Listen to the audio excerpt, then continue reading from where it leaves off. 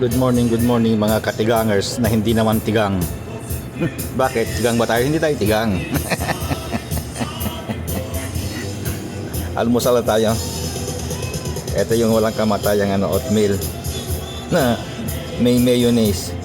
Palagi akong tinitignan mga mga nakakakita sa akin kasi imbes na gato ang nilalagay ko, mayonnaise. At saka pastry. Parang binudburan naman ng rock sugar ito. Pero sa ibabaw lang, hindi masyadong matamis ito. Hindi masyadong matamis ito. At saka yung panulak natin ay agat. Kung kape, iya, danyo. Etong pure honey, dito siya pupunta sa oatmeal. Kulang sa tulog.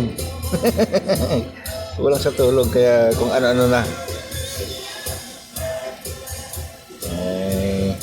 Maraming